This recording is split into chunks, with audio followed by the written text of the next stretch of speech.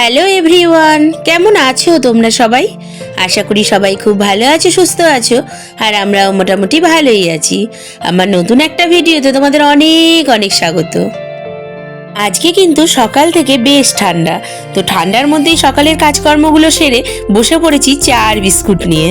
কারণ সকালে এত ঠান্ডা যে একটু চা বিস্কুট না খাওয়া অবধি ঠিক একটা যেন কাজে না আমেজি আসছে না।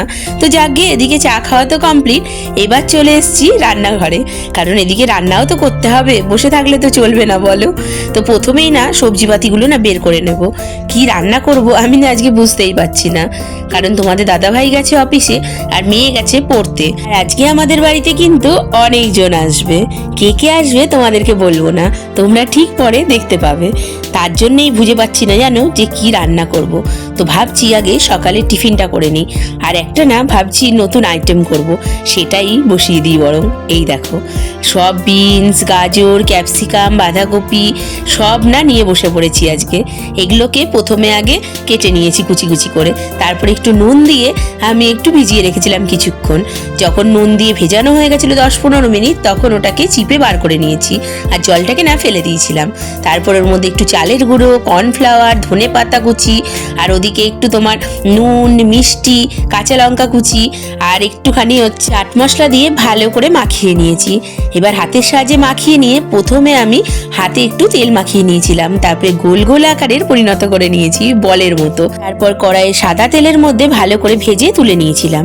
এদিকে কড়াইয়ের মধ্যে আবার সাদা তেল দিয়ে দিয়েছিলাম আর দিয়ে দিয়েছিলাম কারি পাতা আর ক্যাপসিকাম দিয়ে একটু নাড়াচাড়া করে নিয়ে তার মধ্যে দিয়ে দিয়েছিলাম একটু পাঁচফোড়ন, আর দিয়ে দিয়েছি নুন, চিনি, 2 রকম সস, তার মধ্যে ছিল সয়া সস আর ছিল টমেটো সস। দিয়ে ভালো করে নাড়াচাড়া করে নিয়ে যখন একটু ঘন হয়ে গেছিল তখন ওই যে রাখা সবজির বলগুলোকে দিয়ে একটুখানি কর্নফ্লাওয়ার গোলা জল দিয়ে নামিয়ে নিয়েছি। ব্যাস রেডি আমাদের ভেজ মাঞ্চুরিয়ান। ওটাও কিন্তু আজকে স্পেশাল গেস্টদের জন্য। তো চলো, ওগুলো তো হয়ে গেছে, আর এদিকে না দুপুরের রান্নাটাও বসিয়ে দিয়েছি। প্রথমে ফুলকপি আলু ভাজা করলাম, আর এই যে মাছটা নিয়ে বসেছি এখন। এই মাছের না আজকে ঝোল করব। তো চলো করে নিই তাড়াতাড়ি, কি আমাদের ফ্যামিলি মেম্বাররা কিন্তু আসার প্রায় টাইম হয়ে গেছে। এই দেখো আমাদের বাড়ির মেম্বাররা চলেই এসেছে। গেস্ট বলাও যায় না, কিন্তু গেস্ট কাম ফ্যামিলি মেম্বার। চিনতে পারছো কি তোমরা? হ্যাঁ গো, আমার মা, বোন আর বোনের 2 ছেলে মেয়ে সবাই আজকে আমাদের বাড়ি। আরে এই টাইমে না এলে না আর পরে আসতেই পারবে না, কারণ পড়ার যখন চাপ শুরু হয়ে যাবে তখন তো আর বাড়ি থেকে বেরোতে পারবে না। তাই এখনই একটু ঘুরতে চলে এলো, এতে বেশ ভালোও হলো। আমারও বেশ আনন্দ লাগছে, আর ওদেরও বেশ অনেকদিন বাদে এসে ওদেরও খুশি হচ্ছে। আর গুগলকে দেখো, ও তো একদম খুশিতে ডগমগ হয়ে গেছে। আর এসেই প্রথমে গাড়িটা দেখিয়ে বলছে আমাকে কখন নিয়ে যাবি। সবে ঢুকলো তাতেই ওর শুরু হয়ে গেছে। তো চলো, অনেকগুলো ব্যাগ নিয়ে ঢুকছে, আমি আবার একটা নিয়ে ওই জন্য একটু এগিয়ে নিয়ে আসলাম। আর এই যে আমাদের চলে এসেছে আর একজন ফ্যামিলি মেম্বার, উনি হচ্ছেন আমাদের গপু সোনা। তো বোন তো কষ্ট করে যাই হোক ব্যাগের মধ্যে নিয়ে এসেছে, কারণ গপুকে তো আর রেখে আসা যায় না। তাই গপুও চলে এসছে দিদির বাড়িতে বেড়াতে। গপু আসলে না বাড়িটা বেশ মনে ভরা ভরা, জানো যখন চলে যায় না তখন আমার খুব খারাপ লাগে। আর এখন মনে হচ্ছে আমার ঠাকুরের আসনটা পুরো পূর্ণ হয়ে গেছে। কি দারুণ লাগছে না গপুকে, আর একদম জায়গা মতো বসে পড়েছে। তো গপু থাকুক এখন, এদিকে মারা একটু ফ্রেশ হয়ে নিক, তারপরে খেতে দেবো, তারপরে আসছি আবার। এই যে এখন চলে এসছি দুপুর বলা ভুল, এখন প্রায় বিকেল। ওই খাওয়া দাওয়া সারতে সারতে একটু দেরি হয়ে গেল। আর দেখেছো মা আবার কত কিছু নিয়ে এসেছে। যতবার মা বোন আসবে কিছু না কিছু নিয়েই আসবে, কোনো দিন খালি হাতে আসবে না। তোমরা তো এর আগেও ভিডিওতে দেখেছো কতবার বলি কিচ্ছু আনবে না, তাও নিয়ে আসবে। এবারেও দেখো মেয়ের একটা কানের এনেছে, আমার একটা কানের এনেছে, ওদিকে শিবকে রাখার জন্য একটা বাটি এনেছে ওই পাথরের, আর এদিকে আমার জন্য একটা নাইটি এনেছে। কি দারুণ হয়েছে বলো। তাছাড়াও তো খাবার দাবার রয়েছেই। ও আর একটা জিনিস, এই দেখো আমার মেয়ের আবার টিফিন খাওয়ার জন্য একটা প্লেট এনেছে। জিনিসই এত এনেছে, তার উপর আবার খাবার দাবার এনেছে। তো দাঁড়াও তোমাদেরকে নাগিটা দেখাই। তাই বোনকে বললাম একটুখানি ধর দেখি কেমন লাগছে। দেখতে তো আমার ভীষণ ভালো লাগছে, আর এই কালারের নাইটি বা চুড়িদার আমার সবই ভীষণ ভালো লাগে, আর প্রত্যেকটা জিনিসই কিন্তু বেশ সুন্দর হয়েছে।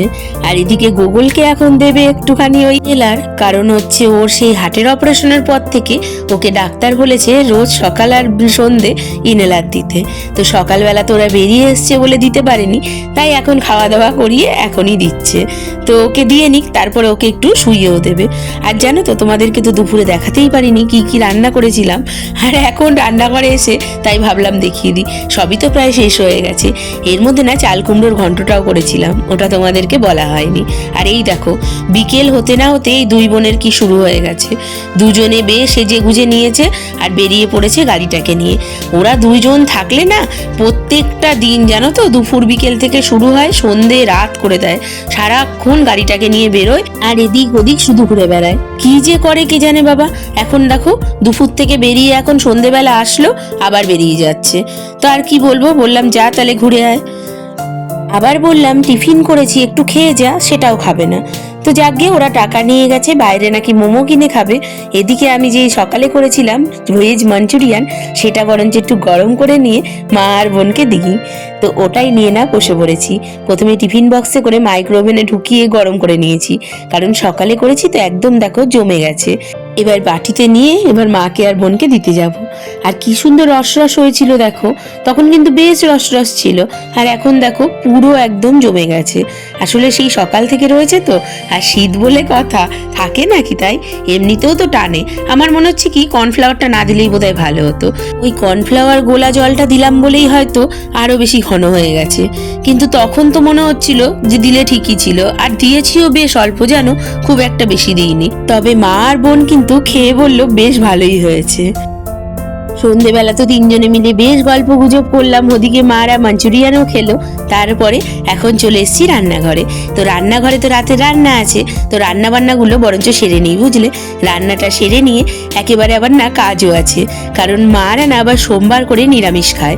তাই জন্য পুরো রান্নাঘরটাকে এখন আবার আমাকে পরিষ্কার করতে হবে, কারণ আবার কালকে না হলে সকালে করতে হবে। তাছাড়া কি বলতো, রাত করে রাখলেই মনে হয় ভালো হয়, তাহলে আর সকালে অতটা চাপ থাকে না। তাই রান্না বান্না সেরে আমি ওগুলো নিয়েই বসে পড়েছি।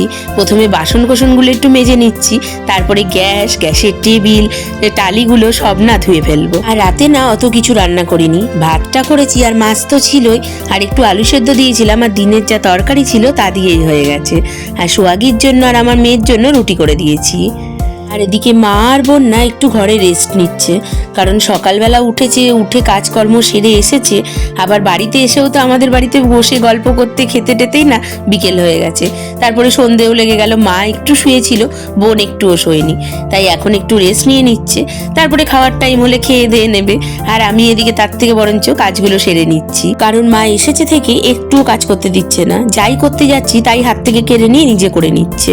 এমনিতেই তো কাল থেকে করবে, আজকে যেহেতু একটু জার্নি করে এসছে তাই ভাগিয়ে দিয়েছি, বললাম যাও গিয়ে একটু রেস্ট নাও, আমি রান্না করে নিই, ডাকলে তখন খেতে আসবে। তারপর আস্তে আস্তে গিয়ে শুয়ে পড়লো। তো চলো আজকের মতো ভিডিওটা এখানেই শেষ করছি। সবাই খুব ভালো থেকো। ভিডিওটা ভালো লাগলে অবশ্যই এটা লাইক করে দিও, চ্যানেলটাকে সাবস্ক্রাইব করে পাশে থেকো। আবার আসবো নতুন ভিডিও নিয়ে, ততক্ষণের জন্য টাটা।